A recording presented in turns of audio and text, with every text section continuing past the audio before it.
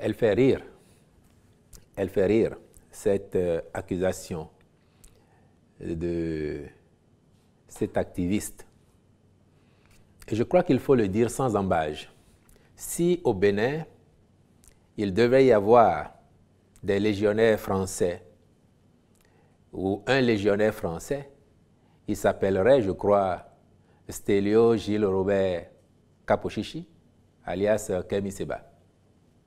Il n'y a pas l'ombre d'un doute là-dessus. Et c'est pour ça que, de cette tribune, il faut rendre hommage à nos concitoyens béninois qui, de façon unanime, ont marqué leur désapprobation, leur indignation face à cette nouvelle campagne de destruction et de déstabilisation du Bénin.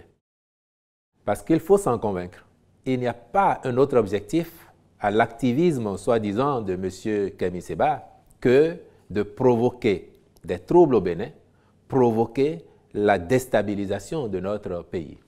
Autrement, vous en conviendrez, les arguments fallacieux qui sont souvent évoqués pour justifier d'un certain nationalisme ou d'un certain panafricanisme sont sans fondement aucun s'agissant du Bénin. Et chaque fois que nous l'avons mis face à ces mensonges, en démontrant à l'opinion que ces accusations étaient totalement infondées et farfelues, les heures d'après, c'est une autre invention qui apparaît.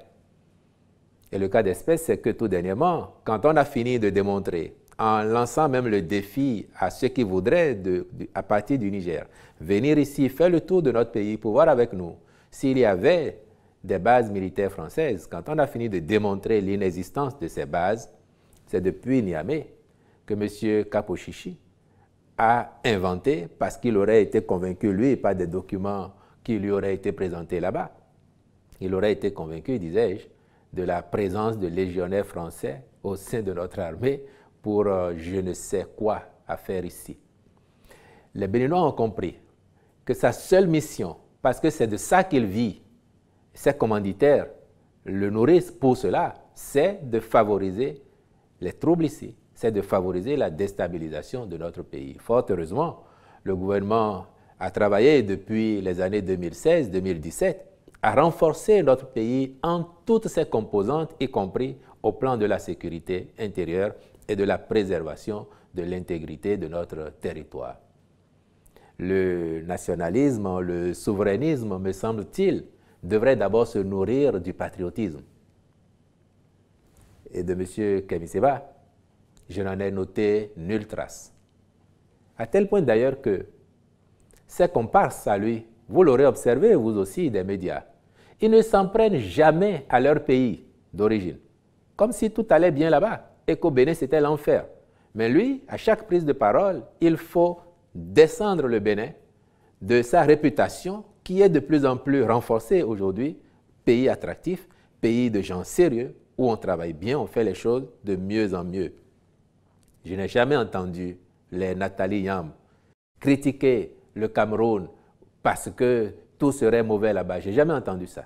Donc eux au moins encore, je crois qu'ils savent ce que c'est que d'être le ressortissant d'un pays, d'appartenir à une communauté nationale. Et donc je voudrais enfin dire à notre compatriote, puisque c'en est un, M. Kapochichi alias Kemi Seba, je pense qu'il est temps qu'il change la lame, comme aurait dit le professeur Mombi de regretter mémoire, à qui je ne peux qu'emprunter cette belle expression pour lui dire d'aller trouver mieux comme argument. S'il a envie d'être un panafricaniste digne du nom, ça n'est pas ainsi que ça se fait. Et j'avais déjà eu l'occasion de leur dire par ailleurs que le président Talon n'a attendu aucun souverainiste, aucun panafricaniste des temps nouveaux pour faire la preuve de son engagement panafricaniste.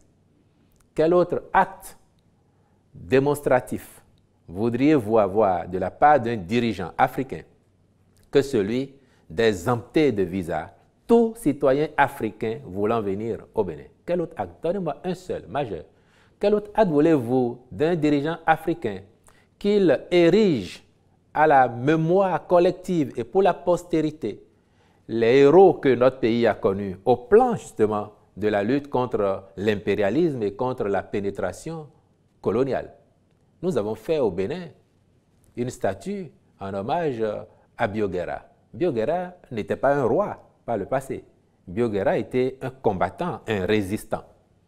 Et nous l'avons érigé à Cotonou ici pour dire aux jeunes Béninois, aux jeunes Africains qu'il y a eu par le passé dans nos pays, sur nos territoires, des gens qui ont lutté, qui ont été nationalistes.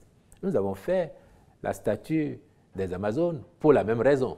Comme avant nous, le régime du PRPB avait déjà fait le roi Béhanzin. Donc nous avons connu des résistants ici. Et nous les valorisons.